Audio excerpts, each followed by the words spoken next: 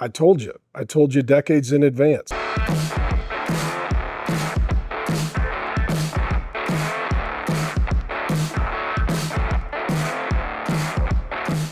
Most churches, though, they don't know what to do with young entrepreneurial type leaders. Most of the time they think they're troublemakers because they're critical. They say, I'd do it differently. I think we should make changes. The question is, are they critical or are they leaders?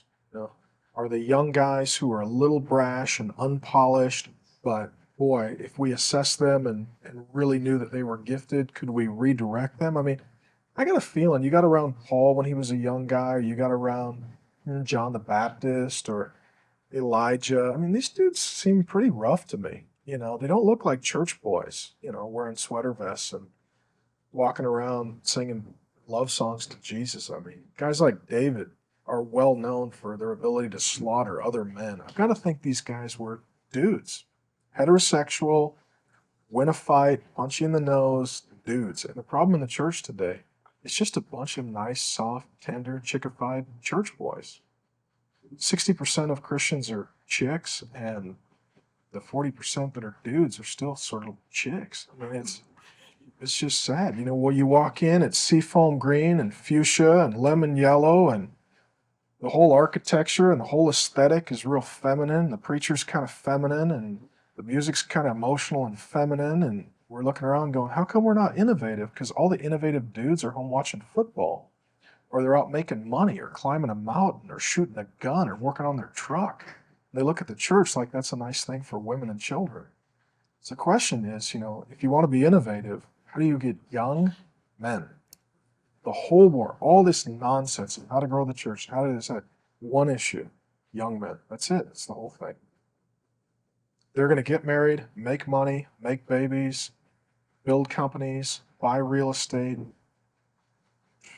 They're going to make the culture of the future. If you get the young men, you win the war. You get everything. You get the families, the women, the children, the money, the business. You get everything. If you don't get the young men, you get nothing. You get nothing. Most churches are built to cater to 40-something-year-old women and their children, and the guys are nowhere to be found. I'll be honest, guys. I've stayed in my lane for now 30 years, preaching through books of the Bible, trying to reach men.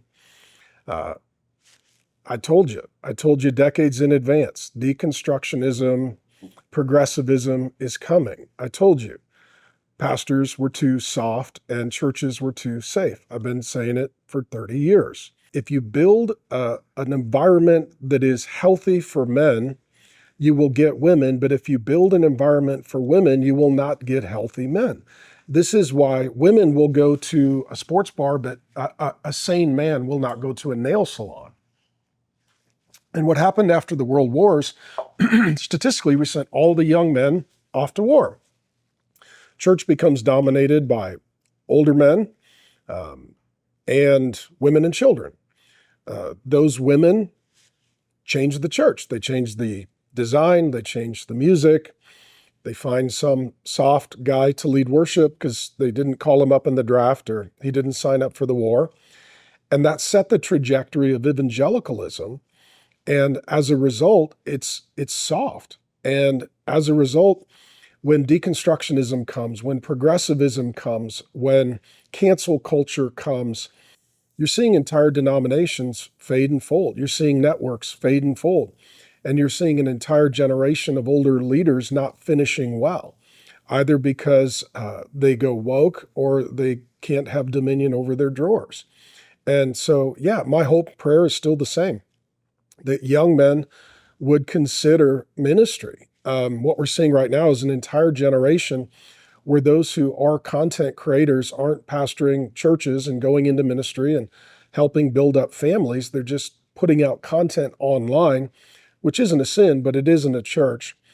Furthermore, they're avoiding all the hard work that it takes to shepherd people, to raise up young men, to help them get married and help them to have a good marriage and raise their children. And so young, good men are not going into ministry. They're just going into content creation.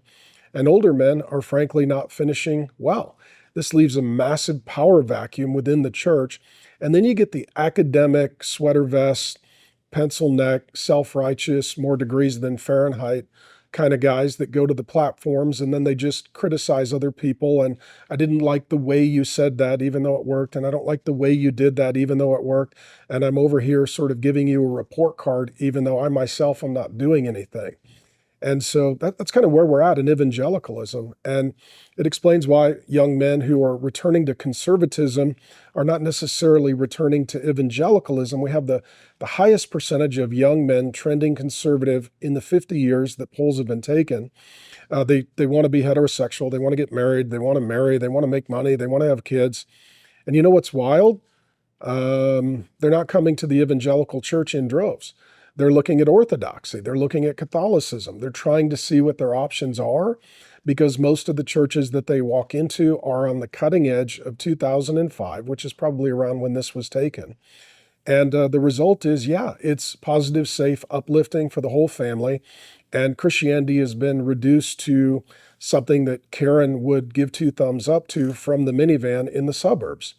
And this is just the reality of it. And so for the young men out there, like, find a church, get involved, find the older good men, have them be your spiritual fathers. If you can't find a good church, maybe some of you guys need to think about being humble, getting trained, and planting one.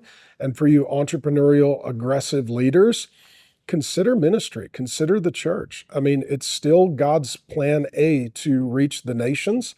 And I'll just tell you this, I hope and I pray that 20 years from now, I'm saying and doing the exact same thing and that I finish well by the grace of God.